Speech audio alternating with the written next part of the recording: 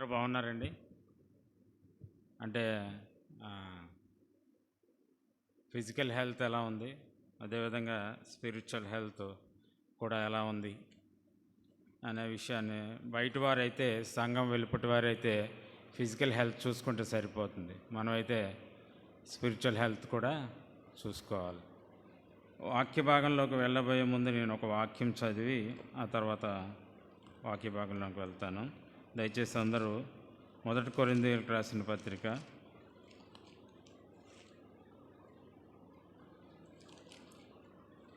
11వ అధ్యాయము 27వ వచనం.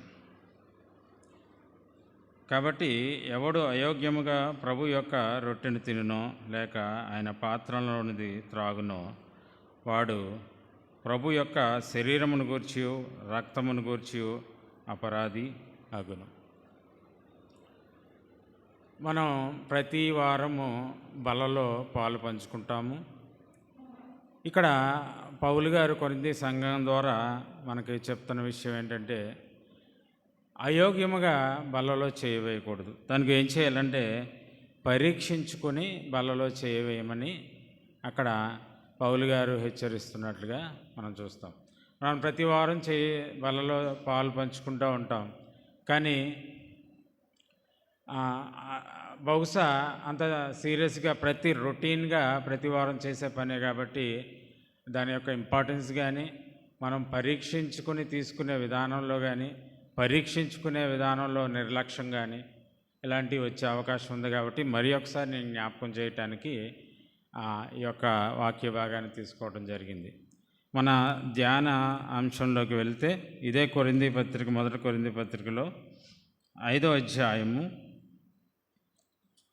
6వ వచనం, 7వ వచనం, 8వ వచనం, ఈ 3 వచనాలు ఈరోజు మనం ధ్యానించుకుందాం. ఒకసారి చదువుదాం. మీరు అతిశయపడుట మంచిది కాదు. పులిసిన పిండి కొంచెమైనను ముద్దంతయు పులిజేయనని మీరు ఎరుగురా. మీరు పులిపిండి లేనివారు గనుక కొత్త ముద్ద అవుటకై ఆ పాతదైన పులిపిండిని తీసి పారవేయుడి. ఇంతేకాక క్రీస్తు అను మన పస్కా పశువు వధింపబడెను గనుక పాతదైన పులిపిండితోనైనను దుర్మార్గతయు దుష్టత్వమునను పులిపిండితోనైనను కాకుండా నిష్కాపట్యమును సత్యమును అను పులియని రొట్టెను పండుగ ఆచరింతుము. పులియని రొట్టెతో పండుగ ఆచరిందు. ఈ వాక్య భాగంకి వచ్చే ముందు పౌలు గారు కొద్దిగా నేపథ్యం, ఈ కొరింథీ పత్రిక నేపథ్యం ఒక 2-3 నిమిషాల్లో చూద్దాం. అపోస్తలుడైన పౌలు కొరింథీ అనే పట్టణంలో సుమారు 18 నెలలు ఆయన అక్కడ ఉండి ఈ కొరింథీ సంఘాన్ని స్థాపించినట్లుగా మనం చూస్తాం. ఆయన ఎక్కడ ఎక్కువ కాలం లేడు. ఇది సెకండ్ ప్లేస్ అన్నమాట. ఫస్ట్ ఆయన ఎక్కువ కాలం ఉన్నది ఎఫెసు పట్టణంలో సుమారు 3 సంవత్సరాలు ఉన్నాడు. దాని తర్వాత ఇక్కడ 1.5 సంవత్సరం. అయితే ఇక్కడ ఈ కొరింథీ సంఘంలో ఏంటంటే అనేకమైన ప్రాబ్లమ్స్ ఉన్నాయి, ప్రతి సంఘంలో ఉన్నట్టుగానే.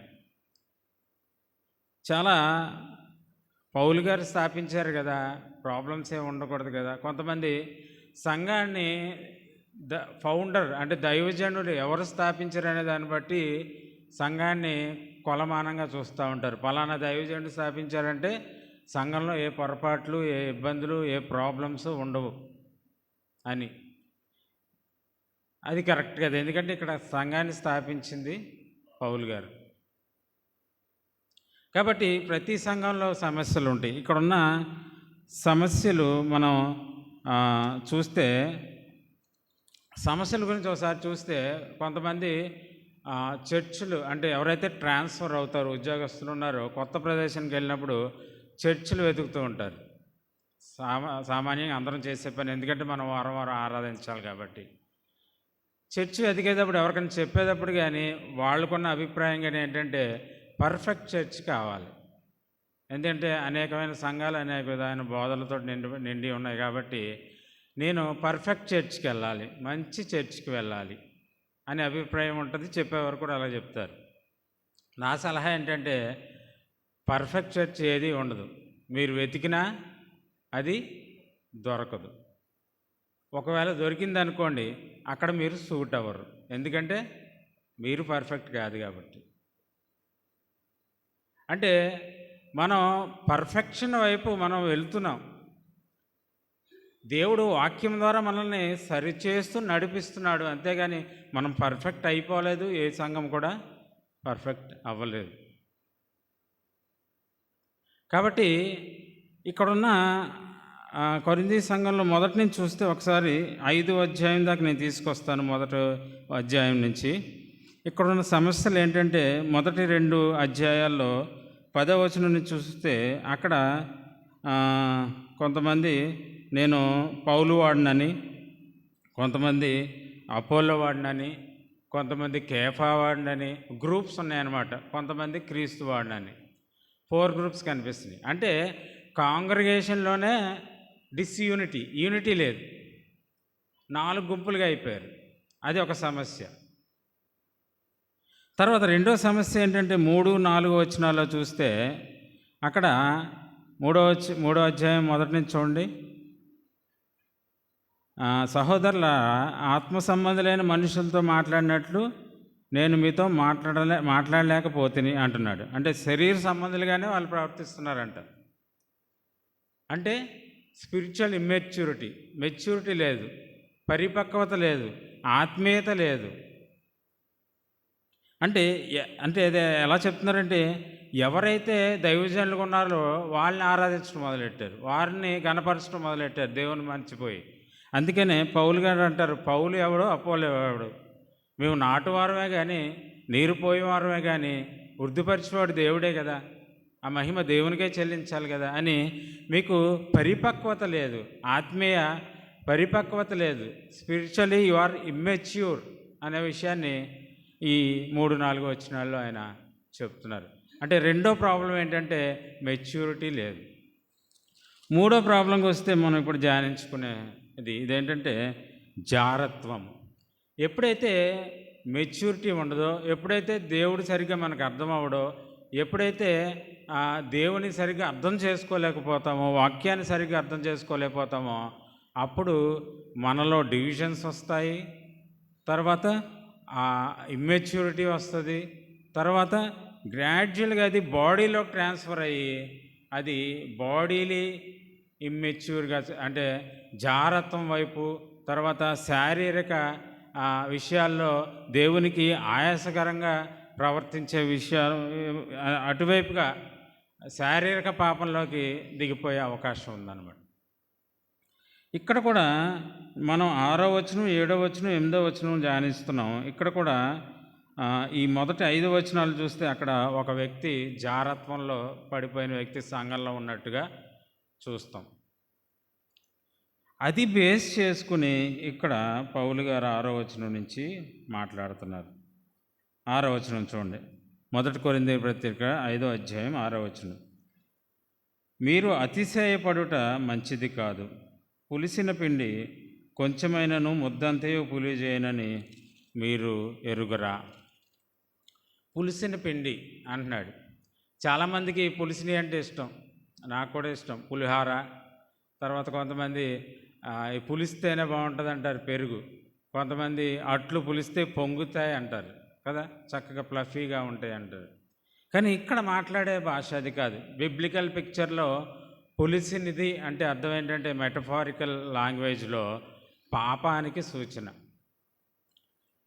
పులిసినది అంటే పాపము. ఎందుకు పాపం అంటే దాంట్లో ఉండే కరప్టింగ్ ఇన్ఫ్లుయెన్స్ అన్నమాట. అంటే త్వరగా అది పులియటమే కాకుండా, పులిసింది కొంచెం వేస్తే మనకి పాలు తోడు పెట్టడం అది అందరికీ తెలుసు కదా. కొద్దిగా తోడు పెడితే అది బ్యాక్టీరియా ద్వారా మొత్తం అంతటిని కర్డ్గా, మిల్క్ని మార్చేస్తుంది. కొద్దిగా చాలు, ఇన్ని పాలకి ఇంత చాలు. అదే విషయాన్ని ఇక్కడ చెప్తున్నారు. పౌలు గారు ఏం చెప్తున్నారంటే, మీరు ఈ మొదటి 5 వచనాల్లో చూస్తే ఒకసారి 2వ వచనం చూడండి. మీరు ఇట్లుండి మీరు ఉప్పొంగుచున్నారే అంటే వాళ్ళు పట్టించుకోవట్లా. అలాంటి వ్యక్తి సంఘంలో ఉంటే సంఘం అంతా పాడైపోతుంది అనే విషయాన్ని నిర్లక్ష్యం చేస్తూ వారు ఉప్పొంగుచున్నారు. అంటే ఇలాంటి వారిని కూడా మేము సంఘంలో పెట్టుకోగలం, మాకు అంత ఉదార స్వభావం ఉంది, మేము అంత మంచివారం అనే విషయాన్ని బయటికి చెప్పడానికి వాళ్ళు ప్రయత్నిస్తున్నారో మనకు తెలియదు. కానీ వారైతే ఈ వ్యక్తిని కంటిన్యూ అవనిస్తున్నారు. ఈ వ్యక్తి జారత్వంలో ఉన్నాడు అని తెలిసినా కూడా సంఘంలో కంటిన్యూ. అందుకని ఆయన అంటున్నాడంటే, అలాంటి ఒక వ్యక్తి చాలు. మీ సంఘం 100 మంది అయి ఉండొచ్చు, 200 మంది అయి ఉండొచ్చు, కానీ ఒక్క వ్యక్తి సంఘాన్ని పాడు చేయగలరు అనే ఉద్దేశంతో ఇక్కడ పులిసినది కొద్దిగా అయినను అది మొత్తాన్ని పాడు చేస్తుంది అని చెప్తున్నాడు. ఇది సంఘానికే కాదు, పౌలు గారు ఏం చెప్తున్నారంటే అది మన ఫ్యామిలీస్లో కూడా అప్లికబుల్ అవుతుంది అనమాట. ఫ్యామిలీస్లో మాత్రమే కాదు, మన వ్యక్తిగత జీవితంలో కూడా అప్లై అవుతుంది. ఎలాగంటే మనం ఫ్యామిలీస్లో కూడా చిన్నదే కదా అని వదిలిపెట్టామనుకోండి. సపోజ్ తల్లిదండ్రులు ఉంటారు, పిల్లలు పెద్దోళ్ళకి చిన్నోడికి అంటే అన్నదమ్ములకి ఏదన్నా కొట్లాట వచ్చినా సరే కొంతమంది వాళ్ళే సర్దుకుంటారులే అని వదిలేస్తారు. కానీ యాక్చువల్గా ఏం చేయాలంటే ఆ గొడవ చిన్నగా ఉండగానే వాళ్ళు సార్ట్ అవుట్ చేయాలి. అప్పుడు అది ఫ్యామిలీలో ఇంకా స్ప్రెడ్ అవ్వకుండా ఉంటుంది.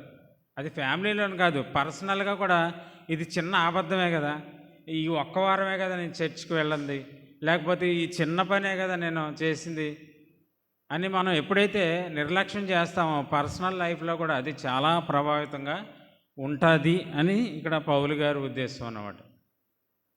కాబట్టి ఈ నిర్లక్ష్యము చిన్నదే కదా అని, ఈ తప్పు చిన్నదే కదా, ఈ పాపం చిన్నదే కదా అని మనం నిర్లక్ష్యం చేస్తే అది మన ఫ్యామిలీ లైఫ్ని, అంటే రిలేషన్ బిట్వీన్ మన వైఫ్కి చిల్డ్రన్కి మధ్యలో ఉండే రిలేషనే ఫ్యామిలీ కదా, దాన్ని పాడు చేస్తుంది. అలాగే మన స్పిరిచువల్ లైఫ్ని కూడా పాడు చేసే అవకాశం ఉంది. దేవునికి మనకి ఉన్న సంబంధమే అది స్పిరిచువల్ రిలేషన్. అంటే ప్రేయర్ లైఫ్ని కూడా పాడు చేసే అవకాశం ఉంది. కాబట్టి వీటి విషయంలో జాగ్రత్తగా ఉండాలి అని చెప్తూ 7వ వచనంలో ఆయన ఒక మాట చెప్తారు చూడండి. మీరు పులిపిండి లేనివారు కనుక కొత్త ముద్ద అవుటకై ఆ పాతదైన పులిపిండిని తీసి పారవేయుడి. అంటే పౌలు గారు ఇచ్చే ఇన్స్ట్రక్షన్ ఏంటంటే ఆ పులిపిండిని మీరు తీసేయండి. మీలో ఉన్న ఆ పొరపాట్లని, ఆ పాపాన్ని, ఆ అవిధేయతని, ఆ నిర్లక్ష్యాన్ని, ఆ స్వభావాన్ని తీసివేయండి అని చెప్తున్నాడు అనమాట. ఎప్పుడే మనం ఒకవేళ మన ఫ్యామిలీ లైఫ్లో ఒక సిన్ తోటి డీల్ చేస్తున్నాం అనుకోండి, తీసేసుకుందాం. పర్సనల్ లైఫ్లో ఏదైనా సిన్ తోటి ఇబ్బంది పడుతున్నాం అనుకోండి, దాన్ని తీసేసుకుందాం. ఇది పౌలు గారి యొక్క ఇన్స్ట్రక్షన్ మనకి. కాబట్టి ఈ పులిపిండి లోపల నుంచైనా వస్తుంది, బయట నుంచైనా వస్తుంది. ఇది నేను గ్రాడ్యువల్గా ముందుకు వెళ్తూ ఎక్స్ప్లెయిన్ చేస్తాను.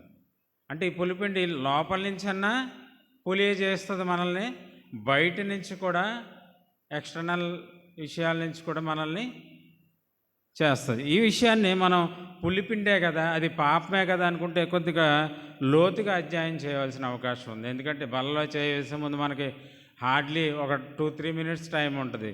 మీరు అందరూ పరిశీలించుకోండి అంటే మరి ఎవరెవరు ఏం చేస్తారో తెలియదు. కానీ ఏమంటారంటే నా పాపాలను క్షమించండి ప్రభా, నన్ను యోగ్యునిగా చేయని బలలో చేయబెట్టాక అంటారు. కానీ యాక్చువల్గా ప్రిసైజ్గా పర్టికులర్గా మనం ఎక్కడ తప్పిపోతున్నాం అనేది మెన్షన్ చేసి దేవుని సహాయం అడగటం చాలా ప్రాముఖ్యం. అక్కడ మనం సరిచేయబడాలనే ఆసక్తి అక్కడ బయటపడుతుంది అన్నమాట. కాబట్టి ఈ విషయం గురించి ప్రభువైన యేసుక్రీస్తు సువార్తల్లో మాట్లాడినట్టుగా మనం చూస్తాం. మత్తయి సువార్త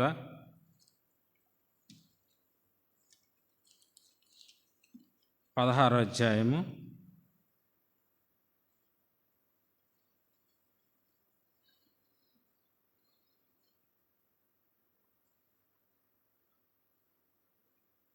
6వ వచనం. అప్పుడు యేసు చూచుకొనుడి, పరిసయ్యులు సద్దూకయ్యులు అని వారి పులిసిన పిండిని గురించి జాగ్రత్త పడుడని వారితో చెప్పాను.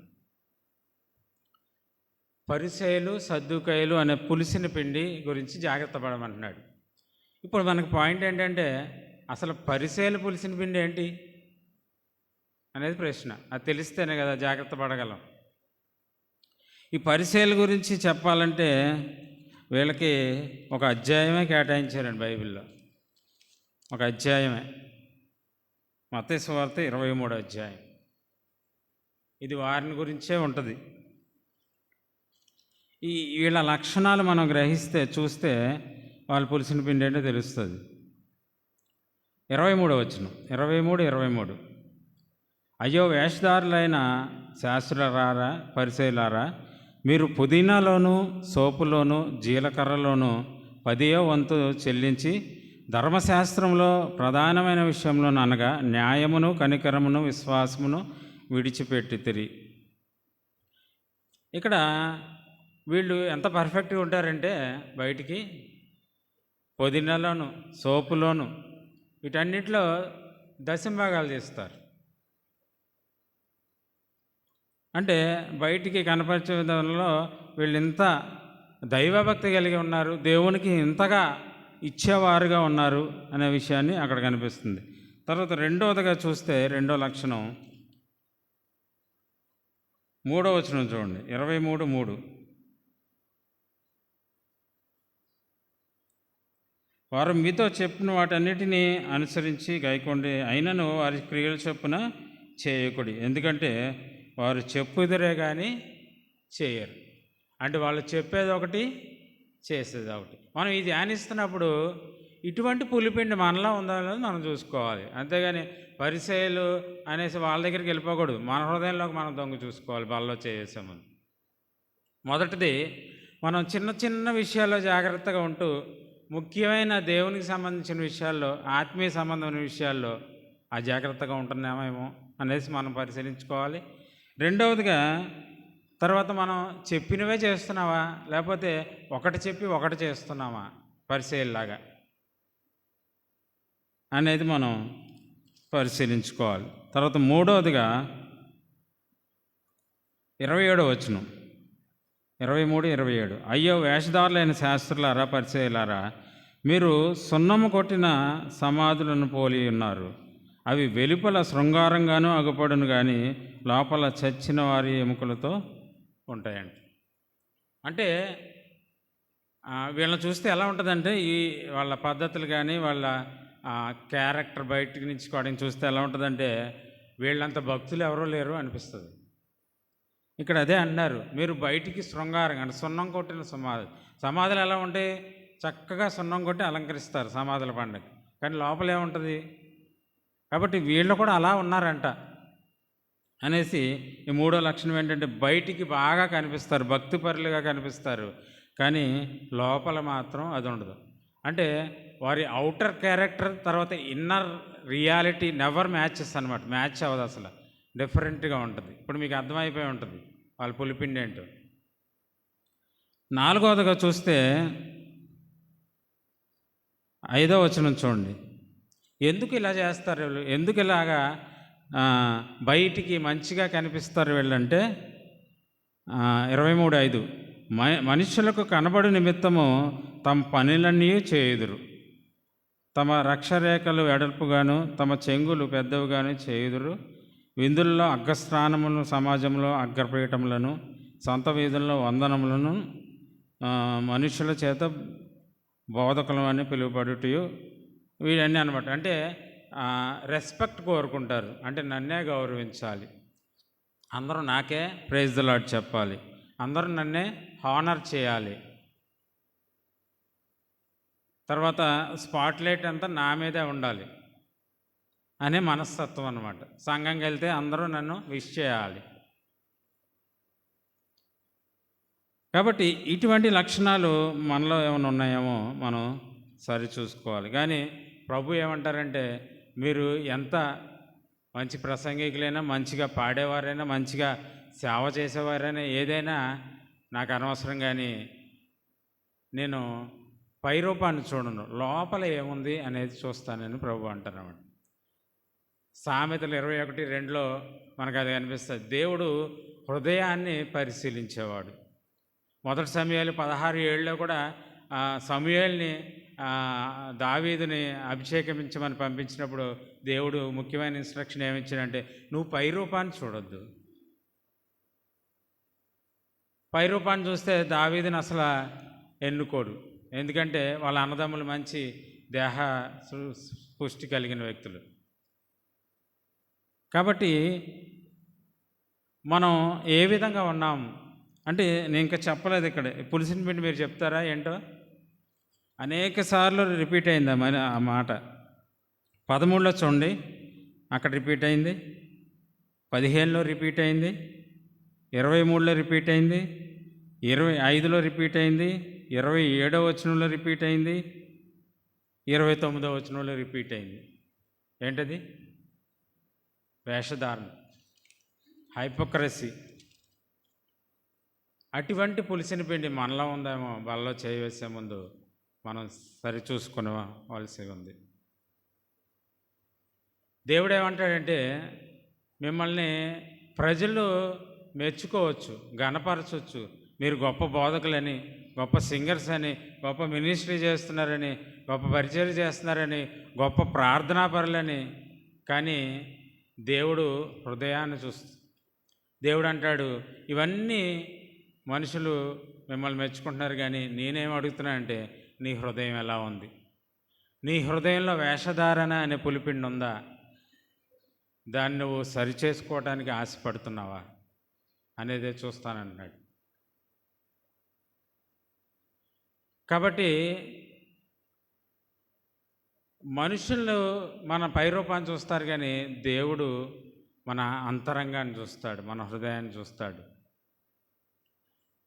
హృదయం దేవుని పట్ల ఎలా ఉందా అనేది దేవుడు చూస్తాడు.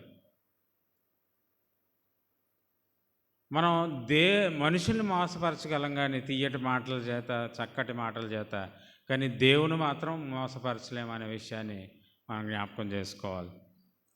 తర్వాత రెండవ పులిసిన పిండి ఇక్కడే ఉంది కదా, మనం చదువుకున్నాం కదా. ఏంటండి? 16:6లో ఏమనుంది? పరిసయ్యుల పులిసిన పిండి, తర్వాత సద్దూకయ్యుల పులిసిన పిండి. సద్దూకయ్యుల పులిసిన పిండి ఏంటి? ఒకసారి మార్కు సువార్త చూద్దాం.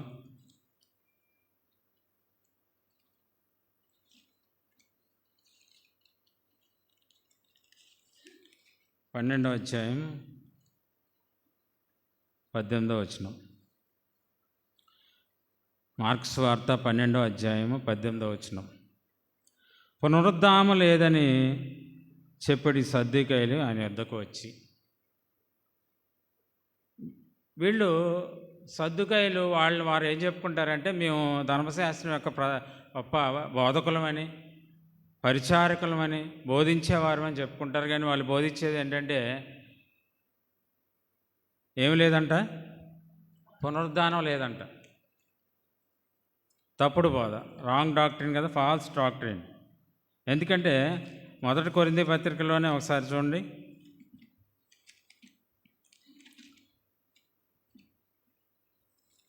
15వ అధ్యాయం చూడండి.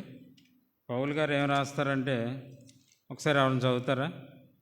50వ వచనం నుంచి 50 నుంచి 55.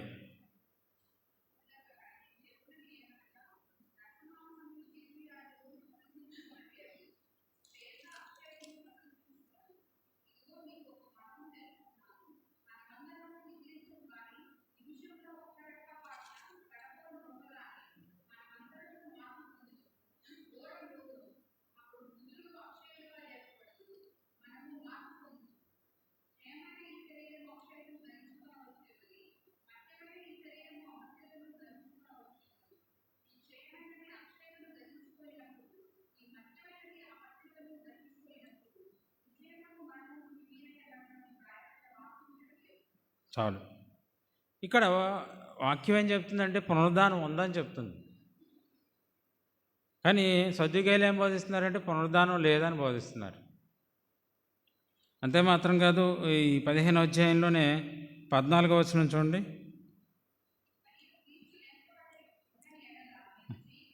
వ్యర్థమే, విశ్వాసం వ్యర్థమే,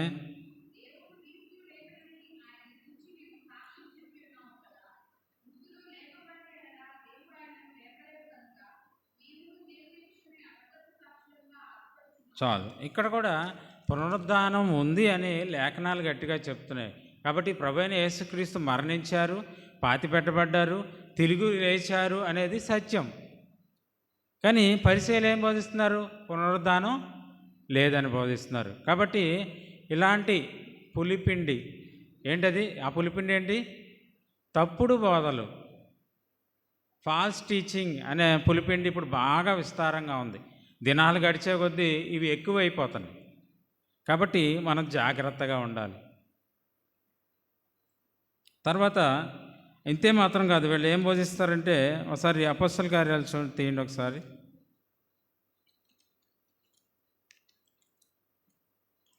23వ అధ్యాయము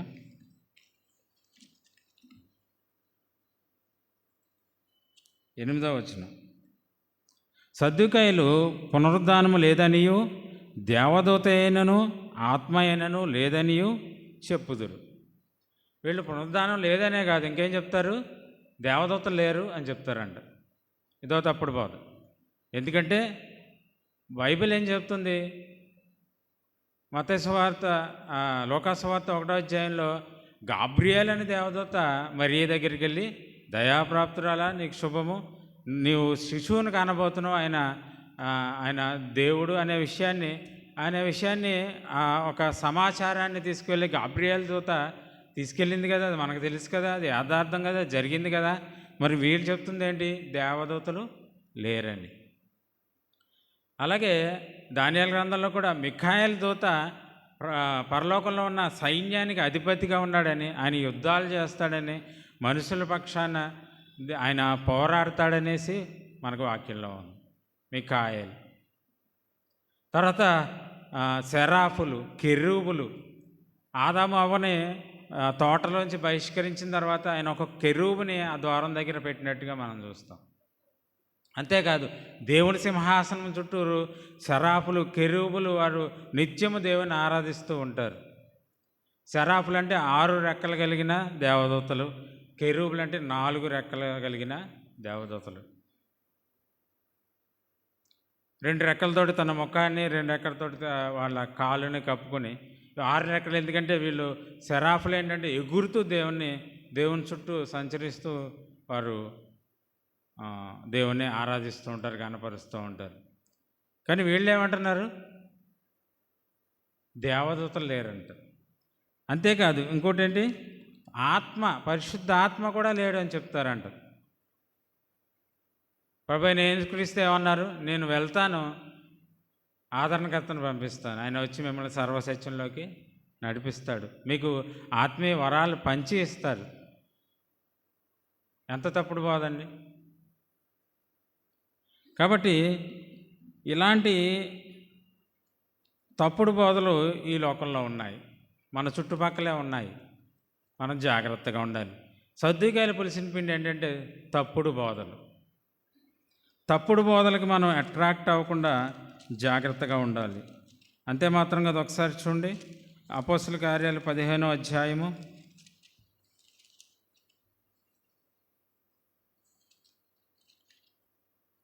1వ వచనం.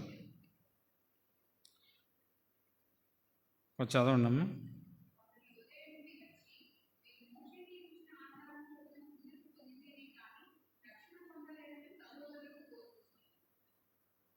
చాలు. కొందరు హెడ్ క్వార్టర్స్ నుంచి వచ్చారంట. వచ్చి ఏం బోధిస్తున్నారు? మీరు మోషే ధర్మశాస్త్రాన్ని పాటిస్తేనే కానీ రక్షణ పొందరు. ఇది ఎప్పుడు జరుగుతుంది? ప్రభువైన యేసుక్రీస్తు వచ్చి ఆయన జీవించి చనిపోయి పాతిపెట్టబడి ఆయన పునరుద్ధానుడయ్యి తర్వాత సంఘం ఏర్పడి తర్వాత సంఘం అందరూ ఆరాధిస్తున్న తర్వాత వీళ్ళు వచ్చి చెప్తున్నారంట, రక్షణ ఎలా వస్తుంది? విశ్వాసం ద్వారా కాదు, క్రియల ద్వారా వస్తుంది అని చెప్తున్నారు. మీరు సున్నతి పొందితే కానీ రక్షింపబడరు, మీరు మోషే ధర్మశాస్త్రంలో ఉన్నాయి పాటిస్తేనే కానీ రక్షణ పొందరు. ఎంతటి తప్పుడు పోదండి.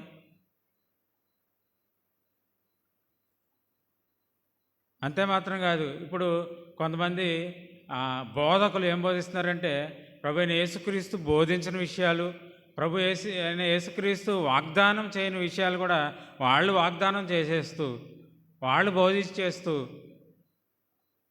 వాళ్ళు విశ్వాసుల్ని తప్పుడు బోధ వైపు నడిపించే అనేకమైన తప్పుడు బోధకులు ఈ లోకంలోనికి వచ్చి ఉన్నారు. రీసెంట్గా ఇదే హాల్లో నేను ఒక బోధ విన్నాను. వేరే వాళ్ళు ఏంటంటే, మనం ఎప్పుడు చేస్తాం కదా, మనం పాపులము, తర్వాత ప్రభు అయిన యేసుక్రీస్తు మన పాపాల నిమిత్తం ఆయన తన ప్రాణాన్ని అర్పించి ఆయన మరణించి పాతిపెట్టుబడి తిరిగి లేచాడు. ఇవన్నీ ఎప్పుడు ఇవన్నీ పక్కన పెడదాం. ముందు ఆత్మ వైపు మనం ఫోకస్ చేద్దాం, ఆత్మీయ వరాల వైపు ఫోకస్ చేద్దాం. ఇది ఎలా ఉందంటే, ఎగ్జాంపుల్గా మన ముందు బిర్యానీ ఉంది, చికెన్ బిర్యానీ ఉంది, మటన్ బిర్యానీ ఉంది. మనం ఒక పావుగంట, మనం ఎప్పుడు గాలి పీల్చుకునేదిగా, ఒక పావుగంట ఆగిపోయి ముందు అవి తినేద్దాం, అవి ఆస్వాదిద్దాం అన్నట్టు ఉందన్నమాట. ఎందుకంటే ప్రభు అయిన యేసుక్రీస్తు మన ఊపిరి, మనకు ఆధారం. ఆయన పొందిన గాయముల చేత మనం స్వస్థత పడ్డాం. ఆయన బలియాగం ద్వారా మనం జీవింప చేయబడ్డాం. చనిపోయిన వారిని బ్రతికించాడు ఆయన. అది మర్చిపోతే ఎలాగా? అది పక్కన పెడితే ఎలాగా? అది పదాగా చేస్తే అంటే ఎలాగా?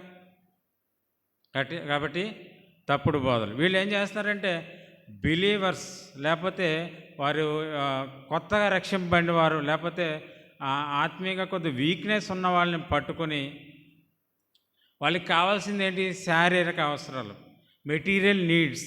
వారు అందుకే ప్రార్థన చేస్తూ ఉంటారు, అందుకే దేవుని చూస్తూ ఉంటారు.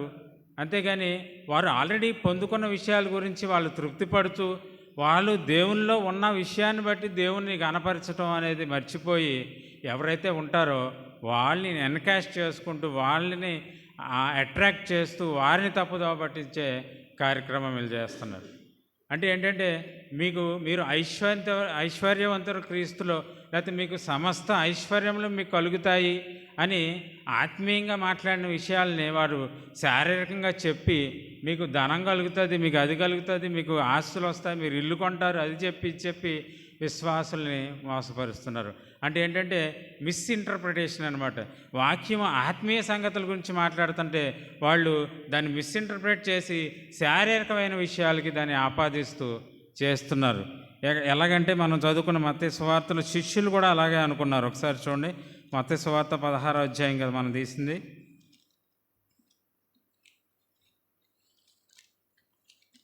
శిష్యులు కూడా ఆత్మీయ సంగతులను గ్రహింపలేకుండా ఉన్నారు. మొదట్లో ఆత్మీయ సంగతులని శారీరక సంగతులుగా వారు చూసినట్లుగా మనం చూస్తాం. మత్తయి సువార్త 16:7 నుంచి ఒకసారి చదవండి.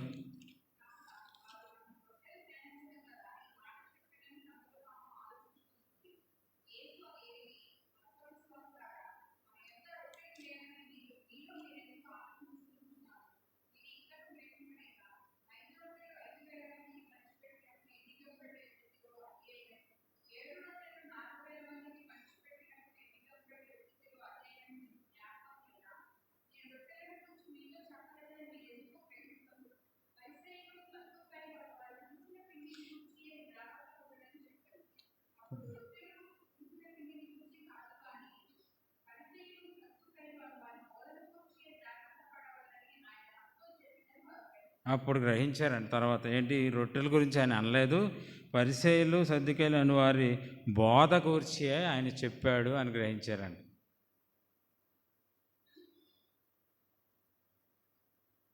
చూసారా? కాబట్టి శిష్యులే గ్రహింపలేకున్నారు. అక్కడ శిష్యులే శారీరకంగా ఆలోచించారు. ఆయన ఒక మాట అంటే ఆయన రొట్టెలు తేలేదని అంటున్నాడని అనుకున్నారు వాళ్ళు. కానీ పరిసయ్యులు సద్దూకయ్యుల బోధన గురించి ఆయన వారిని హెచ్చరించినట్లుగా మనం చూస్తాం. కాబట్టి ఇక్కడ మనం 3 రకాల తప్పుడు బోధనలు చూసాం. ఒకసారి జ్ఞాపకం చేసుకుంటారా? 3 రకాల తప్పుడు బోధలు ఏంటి? మొదటిది ఏంటి? వాక్యం ఒకటి చెప్తుంటే ఒకటి చెప్పటం. వాక్యం పునరుద్ధానం ఉంది అంటే లేదు అని చెప్పటం. వాక్యము దేవదూతలు ఉన్నారు అంటే లేరని చెప్పటం. వాక్యం ఆత్మదేవుడు ఉన్నాడు, పరిశుద్ధాత్ముడు ఉన్నాడంటే లేడని చెప్పటం. ఇది ఒక తప్పుడు బోధ. రెండవది,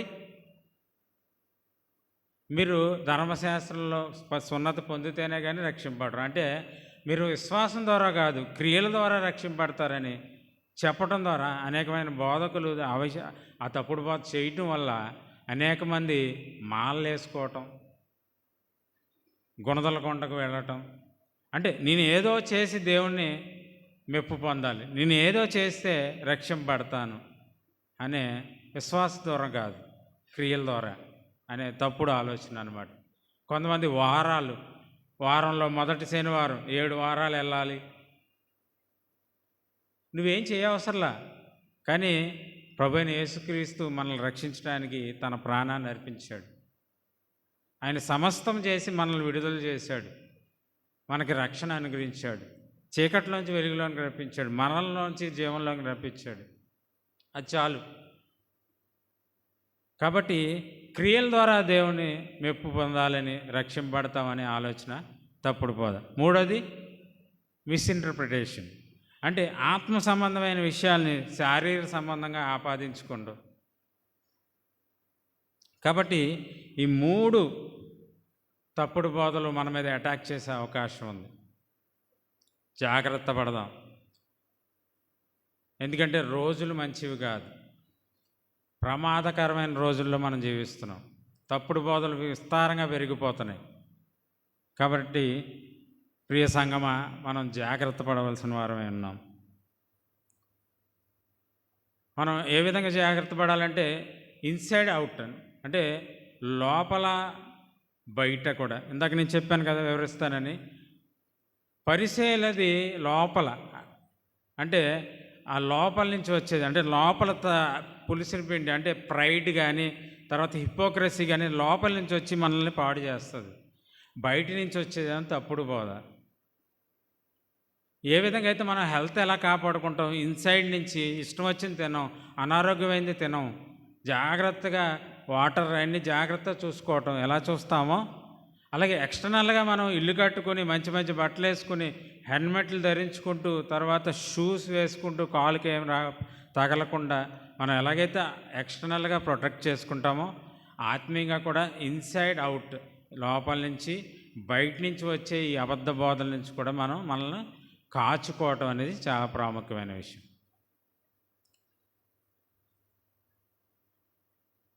కాబట్టి మనం వీటి విషయం, మొదటిది ఏంటి, పరిచయలు పులిసిన పిండి ఏంటి, హిపోక్రసీ అంటే వేషధారణ. సద్దుకాయలు పులిసిన పిండి ఏంటి, అబద్ధ బోధలు, ఫాల్స్ టీచింగ్. వీటన్నిటి విషయాల్లో మనం జాగ్రత్తగా ఉండాలి. వీటన్నిటి విషయాన్ని మనం జాగ్రత్తగా చూసుకోవాలి, వాటికి పడకూడదు. ఎందుకంటే చాలా చాలా పుల్స్ మన వైపు, మనల్ని లోకం వైపు లాగుతూ ఉంటాయి. సంఘంలో కూడా చాలామంది చాలా అట్రాక్టివ్ ప్రోగ్రామ్స్ సంఘంలో పెడుతున్నారు, లేకపోతే ఎక్స్టర్నల్గా కొన్ని అదర్ మెసేజెస్, అంటే వేరే మెసేజ్లు కూడా మనల్ని పుల్ చేయగలవు, లేకపోతే యూట్యూబ్ మెసేజెస్ మనం పుల్ చేయగలవు. బెస్ట్ ఏంటంటే మన సంఘంలో ఏ బోధ అయితే బోధించబడిందో, ఈ ఆదివారం ఏ వర్తమానం అయితే మన లోకల్ సంఘంలో బోధించారో దాన్ని మనం ధ్యానించడం అనేది చాలా ప్రాముఖ్యమైన విషయం. దానికి స్టిక్ అనేది ధ్యానించడం అనేది చాలా ప్రాముఖ్యమైన విషయం. ఈ అబద్ధ బోధనలు పడేవాళ్ళు ఎవరన్నా ఉంటే నేను ఫస్ట్ అడిగే ప్రశ్న ఒకటే, ఏంటంటే మీరు బైబిల్ ఎంతసేపు చదువుతారని అడుగుతాను. ఎందుకంటే ఇక్కడ మనం చూసాం కదా, బైబిల్ ఒకటి చెప్తే ఒకటి చెప్తారు వాళ్ళు, మనం బైబిల్ చదివితే అర్థమైపోద్ది, మనం చదవం, అది ప్రాబ్లం. కాబట్టి అబద్ధ బోధల విషయం, ఎందుకంటే నొక్కి ఎందుకు చెప్తున్నానంటే, యోధా పత్రికలో ఒక మాట ఉంటుంది చూడండి,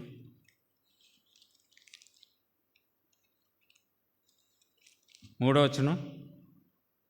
ప్రియులారా, మనకందరికీ కలిగడు రక్షణను గురించి మీకు రాయవలనని విశేష ఆసక్తి గలవాడని ప్రయత్నపడుచుండగా, పరిశుద్ధులకు ఒక్కసారి అప్పగింపబడిన బోధ నిమిత్తం మీరు పోరాడవలనని మిమ్మల్ని వేడుకొనుచు మీకు రాయవలసి వచ్చాను. యాక్చువల్గా ఈయన రక్షణ గురించి రాద్దాం అనుకున్నాడంట ఈ పత్రిక, కానీ దానికంటే అంటే ఇప్పుడు అవసరం ఏంటంటే బోధ నిమిత్తం పోరాడాలి మీరు అని చెప్పాలని నేను రాస్తున్నాను అంటున్నాడు. కాబట్టి బోధ, తప్పుడు బోధ మనల్ని పాడు చేస్తుంది. అది చాలామంది ఏమనుకుంటారంటే, ఆయన పాస్టర్ గారే కదండి చెప్పేది, ఆయన నేను చాలా చోట్ల విన్నాను, అది వాక్యమే కదండి. చిన్నగా నెగ్లెక్ట్ చేస్తే అది నీ ఆత్మీయ స్థితిని పడవేస్తుంది. డిఫరెంట్ పుల్స్ ఉంటాయి అన్నమాట. ఇందాక చెప్పాను కదా, వేరే బోధలు, వేరే యూట్యూబ్ మెసేజెస్. అదేవిధంగా కొంతమంది ఆ, ప్రార్థన అయిన తర్వాత భోజనాలు పెడతామని, ప్రార్థన అయిన తర్వాత గిఫ్ట్స్ ఇస్తామని, మరి కొందరైతే కొన్ని మెగా సిటీస్లో మీ చర్చిలో ఒక పాటలే పాడతారా, మా చర్చిలో డ్యాన్సులు కూడా వేస్తారు, చాలా బాగుంటుంది. ఇట్లా అట్రాక్షన్స్ అన్నమాట. ఇట్లా పుల్ చేస్తూ ఉంటాయి. మనం చాలా జాగ్రత్తగా ఉండాలి. ఈ అంత్య దినాల్లో మనకి ఇటువంటివి ఎక్కువగా తారసపడతాయి కాబట్టి మనం ఎక్కువగా వాక్యం చదవాలి, ఎక్కువగా ప్రార్థన చేసుకోవాలి. అప్పుడు ఈ తప్పుడు బోధలకు వాటికి చిక్కకుండా దేవుడు మనల్ని కాపాడుతాడు. తర్వాత మూడవది, ఇంకో పులిసిన పిండి ఉంది. మార్క్స్ వార్త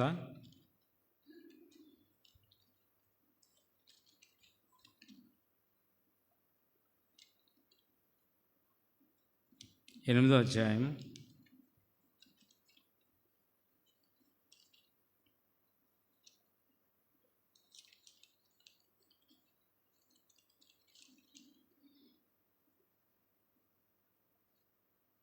15వ వచనం.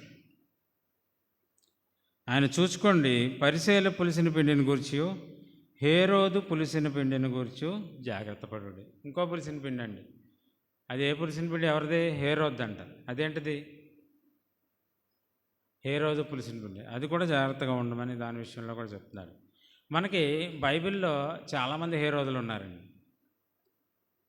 చాలామంది హేరోదులు ఉన్నారు. ఒక కొత్తగా రక్షింపబడిన వ్యక్తికి అంట ఒక డౌట్ వచ్చిందంట. కొత్తగా రక్షింపబడ్డాడు కదా, ఒక డౌట్ వచ్చిందంట.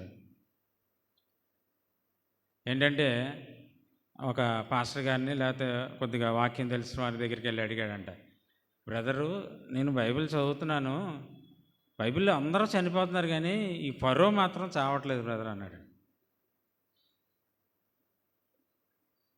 పద్దాకా ఫరో వస్తున్నాడు. అబ్రహాం టైంలో ఫరో ఉన్నాడు, యాకోబు టైంలో ఫరో ఉన్నాడు, తర్వాత యోసేపు టైంలో ఫరో ఉన్నాడు, తర్వాత మోషే టైంలో ఫరో ఉన్నాడు. అబ్రహాం చనిపోయాడు, యాకోబు చనిపోయాడు, వీళ్ళందరూ చనిపోతున్నారు కానీ ఈ ఫరో మాత్రం చావట్లేదు అన్నాడండి. పాత నిబంధనలో నిజమే, పాత నిబంధనలో ఫరో చావడు, కొత్త నిబంధనలో హేరోదు చావడు. ఎందుకంటే అది మనుషులు కాదు, అది టైటిల్, రాయల్ టైటిల్ అనమాట. మన సర్నేమ్స్ ఎలా ఉంటాయి? ఎగ్జాంపుల్గా సర్నేమ్స్, మాది దోమతోటి, మా తాత ముత్తాల నుంచి వస్తుంది, వాళ్ళు ఎప్పుడో చనిపోయారు కానీ అది ఇంకా క్యారీ ఆన్ అవుతుంది. నా దగ్గర నుంచి నా పిల్లల దగ్గర నుంచి కూడా అది సర్నేమ్ వెళ్తూనే ఉంటుంది. అలాంటిది అనమాట. కాబట్టి ప్రామినెంట్గా మనకి నలుగురు హేరోదులు ఉన్నారు బైబిల్ గ్రంథంలో.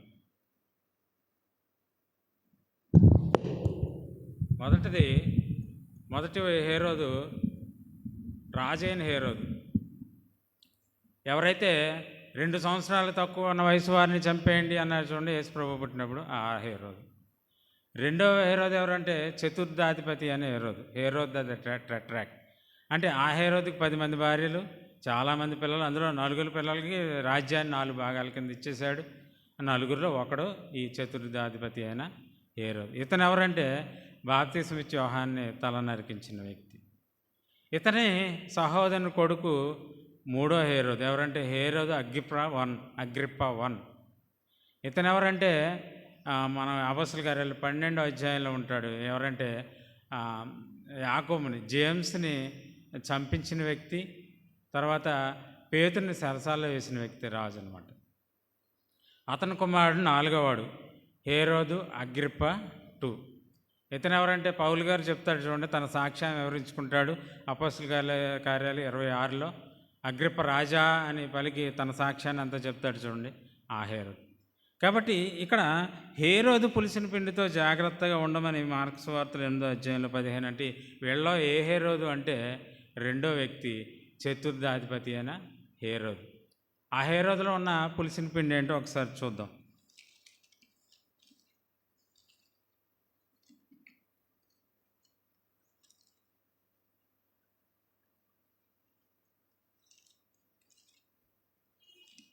మార్క్స్ వార్త 6వ అధ్యాయము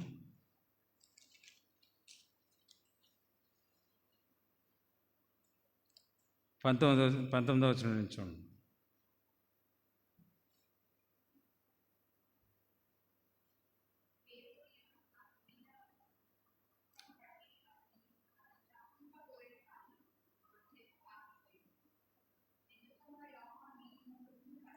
ఇక్కడ నుంచి అంత చూద్దాం. ఎందుకనగా యోహాను నీతిమంతుడును, అంటే ఏ రాజు ఈ చతుర్థాధిపతి అయిన రాజు యోహాను తల నరికించాడో అతని క్యారెక్టర్ని ఒకసారి చూద్దాం మనం.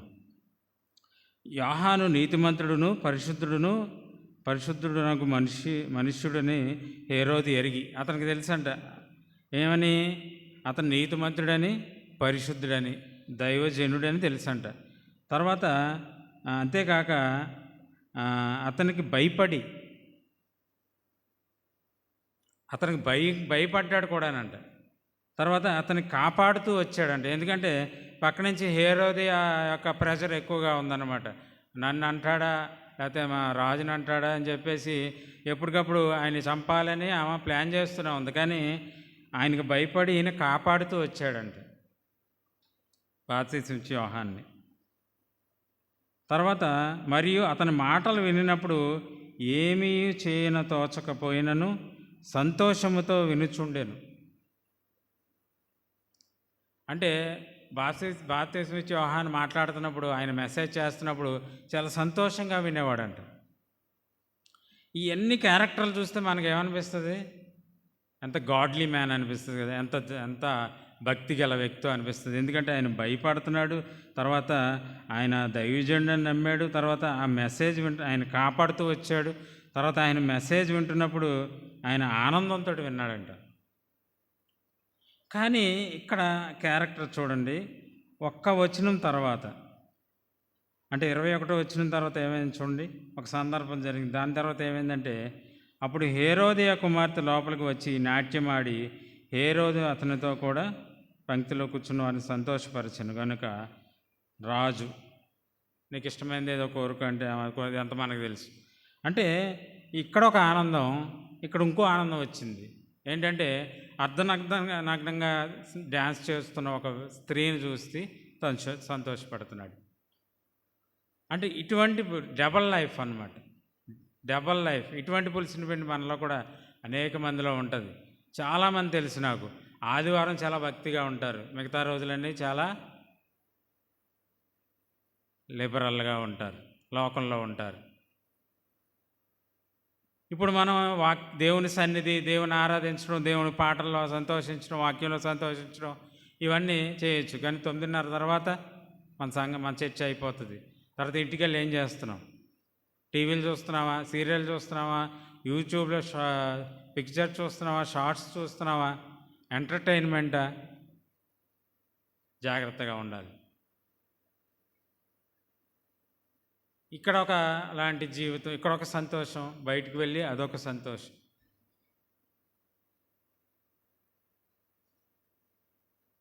ఇలాంటి జీవితాలు మనలో ఉన్నాయేమో చూసుకోవాలి. ఇటువంటి సంతోషమే కంటిన్యూ అవుతుంది. ఆ ఫిలిప్పీ బ్రతుకులో ఉన్నాడు, సంతోషించుడి, ఆనందించుడి. మరలా చెప్తున్నాను, ఆనందించుడి అంటున్నాడు. అంటే ఇక్కడ పొందుకున్న ఆనందం, క్రీస్తులో మనం పొందుకున్న ఆనందం ఎప్పుడూ ఉండాలి అని. కాబట్టి ఈ 3 విషయాలు, ఈ 3 పులిసిన పిండి విషయాలు, సమయం లేదు కనుక నేను ముగించబోతున్నాను. 3 విషయాలు మనం చాలా జాగ్రత్తగా ఉండాలి. ఈ పులిసిన పిండి మనలో ఉన్నదేమోనని మనం చూసుకోవాలి. మళ్ళీ ఒకసారి మన ధ్యాన వాక్య భాగంలోకి వెళ్దాము. 1 కొరింథీ పత్రిక 5వ అధ్యాయము 6, 7, 8 వచనాల్లో. 5, 7 చదవండి ఒకసారి. ఇది చాలా కాంట్రడిక్టరీగా ఉంటుంది. మీరు పులిపిండి లేనివారు కనుక కొత్త ముద్ద ఒకటికే ఆ పాతదైన పులిపిండిని తీసివేయుడి. మీకు ఇక్కడ ఏమైనా ఇదిగా అనిపించిందా, వింతగా? నేను ఇప్పుడు వివరించను, కానీ ఎప్పుడన్నా వివరిస్తాను. ఒక సందేశమే చేయొచ్చు ఈ వచనం మీద. ఏమంటున్నాడంటే అక్కడ మీరు పులిపిండి లేనివారు అంటున్నాడు. అంటే ఒక విధంగా మీలో ఎటువంటి తప్పు లేదు అంటూ ఆ తప్పును సరి చేసుకోండి అంటున్నాడు. ఇదేంటిది? వింతగా ఉంది కదా. మీరు చదువుతాను, మీరు పులిపిండి లేనివారు కనుక కొత్త ముద్ద అవుటకై ఆ పాతదైన పులిపిండిని తీసివేయడు. లేదన్నప్పుడు తీసేసుకోవటానికి ఏముంటుందండి లోపల? ప్రశ్న. లేదంటున్నాడు, తీసేసుకోమని. కాబట్టి ఎప్పుడన్నా మాట్లాడదాం దీని గురించి. కాబట్టి 8వ వచనం, కనుక పాతదైన పులిపిండితోనే నేను దుర్మార్గతయు దుష్టత్వము పులిపిండితోనే నేను కాకుండా నిష్కాపట్యము సత్యము నన్ను పులియని రొట్టెతో పండుగ ఆచరించము. కాబట్టి మనం బల్లో చేసే ముందు మనలో ఉన్న ఆ పులిపిండి ఏమైనా ఉందంటే మనం పరిశీలించుకుని తీసివేసుకోవాల్సిన వారు. ఎందుకంటే పశువు మన కోసం వధింపబడింది. మన ప్రభువైన యేసుక్రీస్తు మనల్ని ఎఫెసీ పత్రిక 5:27 ప్రకారం మనల్ని ఏ ముడత మచ్చ కలంకం లేకుండా దేవుని సన్నిహితుడిని నిలవబెట్టాలని వాక్యమను ఉదక స్నానంతో మనల్ని పవిత్రపరుస్తూ ఆయన మనలో ఉన్న పులిసిని దాన్ని వాక్యం ద్వారా తీసుకునే అవకాశం ఇస్తూ మనల్ని నడిపిస్తూ మనం సరిచేస్తూ నడిపిస్తున్న దేవుని మనం మర్చిపోకూడదు. ప్రభువైన యేసుక్రీస్తు మన కొరకు ఆ కల్వరి శిలువలో చిందించిన రక్తము ద్వారా మనం పవిత్రపరచబడుతున్నాం, వాక్యము ద్వారా సరిచేయబడుతున్నాం అనే విషయాన్ని మనం జ్ఞాపకం చేసుకుంటూ మనం పరిశీలించుకుని మనం బలలో చేయి వేయాలని నేను కోరుకుంటున్నాను. చిన్న ప్రార్థన చేసుకుందాం.